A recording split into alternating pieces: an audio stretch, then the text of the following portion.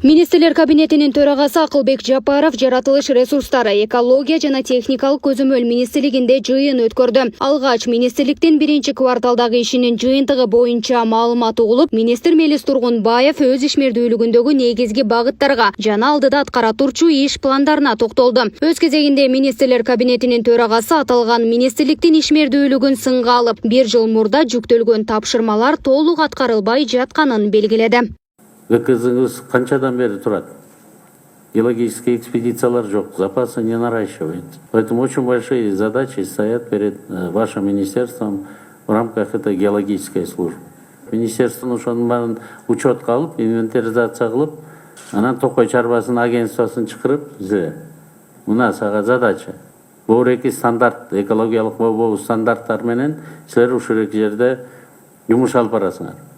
Ар бир бакка чейин учетуна алып, контрольный жыл сайынбы, 2 жылда, 3 жылда бир жолу текшерип, наказывать этип, андан ары жылышыңар керек. Акылбек Жапаров министрликте министрдин 6 орун басары бар экенине карабастан, ким эмне менен алек болуп жатканы белгисиз экенин кошумчалады. Мындан улам министрликтин жетекчилигинин алдына бир катар артыкчылыктуу милдеттерди коюп, аларды аткарууга 30 күн убакыт берди. Жердин үстүндө эмнелерибиз бар? Ушу жаныбарлар жүгүрүп жүрөт, жаныбарлардын так санын билишиңер керек.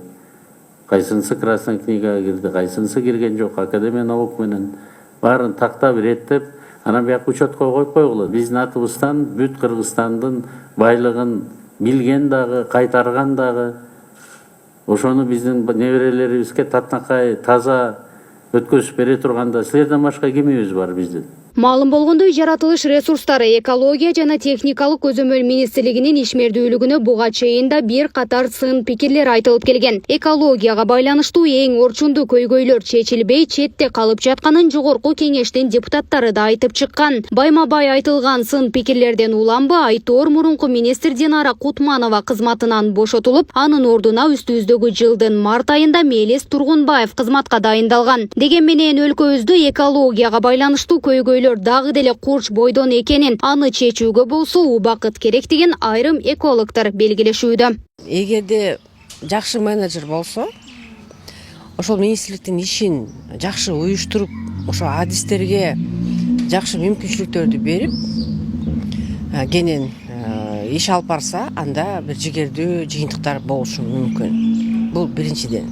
Экинчиден, баягы жакшы ошол жаатты билген адамдар келсе, анда баягы ошол ашкананы билгенге убакыт аз эле талап кылынат да, жоксо талап кылынбайт эле да. Азыркы учурда ушул жаңы министрдин ишин мен баалаганга баягы али эрте деп ойлойм. Бирок ошол аппараттагы мамлекеттик кызматкерлер алар иштеп жатышат да үзгүлтүксүзчү. Мына ошолор жыйынтыкты көрсөтсө жакшы болмок да. Ал эми жаратылыш ресурстары, экология жана техникалык көзөмөл министринин орун басары Медетбек Маметов 2023 жылдын 1 кварталында министрлик тарабынан бир топ алгылыктуу иштер аткарылганын, алдыга коюлган кошумча тапшырмалар да толук түрдө өз убагында ишке ашаарын белгиледи. 2022 жылдын кабинет министрликтин план действий бар. 2023 жылдын 26 жылга чейинки ошондон 18 пункт бизде аткарылбай калган.